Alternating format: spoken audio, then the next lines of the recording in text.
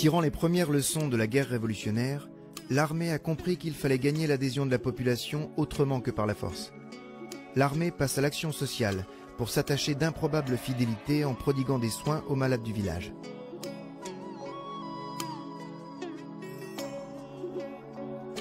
De même, elle tente de contrer le Viet Minh sur son propre terrain, celui de la propagande.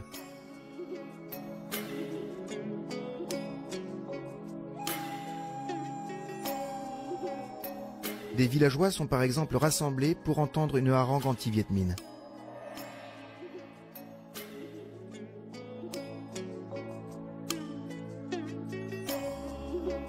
Mais les Français viennent trop tard à la guerre révolutionnaire.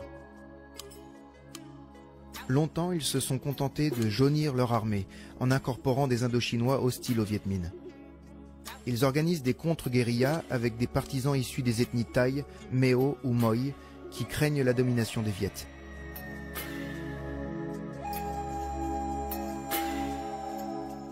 Puis, à partir de 1950, le recrutement des supplétifs dans l'armée française est interrompu au profit de la création d'une véritable armée vietnamienne, aux ordres de l'empereur Bao Dai. L'armée française manquant de moyens, il s'agit pour elle de vietnamiser le conflit. Ainsi, la jeune armée vietnamienne, créée et instruite par nous, achèvera un jour l'œuvre de pacification de ce pays magnifique auquel la France a rendu l'ordre et la prospérité.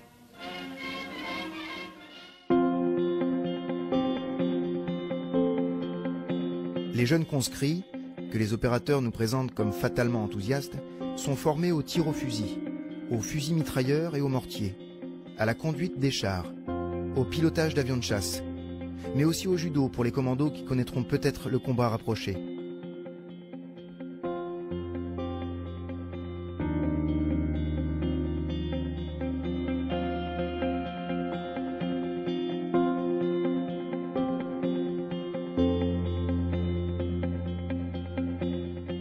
On apprend à ces commandos à utiliser les armes de l'adversaire, à savoir l'art du camouflage.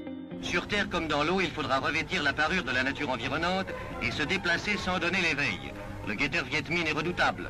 Pour lui échapper, on se déguise en buisson flottant et on nagera sous l'eau, un tuyau de bambou faisant office de schnorkel.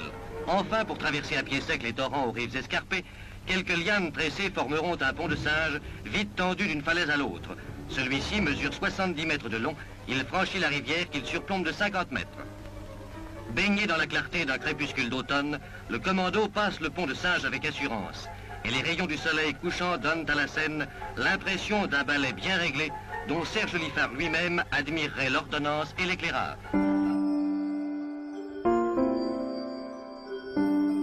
Mais tenir le pays, c'est aussi rester sur place et ne pas se contenter de traverser les villages en colonne. Des postes plus ou moins grands poussent comme des champignons sur toutes les routes du pays.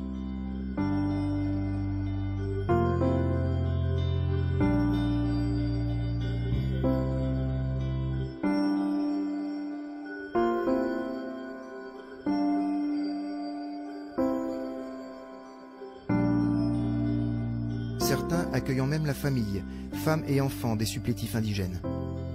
Mais la multiplication de ces petits postes disperse les forces françaises et forme des cibles vulnérables. De plus, il n'empêche ni les embuscades, ni le minage des routes ou la destruction des ponts.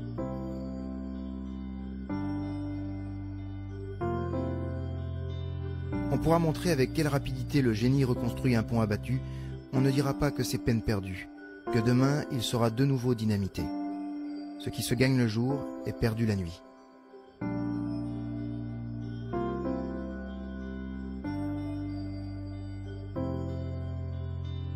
Les postes n'étant pas efficaces pour barrer la route aux troupes Viet Minh, l'armée mise à partir de 1952 sur la stratégie des camps retranchés. Installés en des zones stratégiques, ces derniers regroupent les forces françaises au lieu de les disperser. Leur but est de bloquer l'armée de Giap et de tenir le terrain.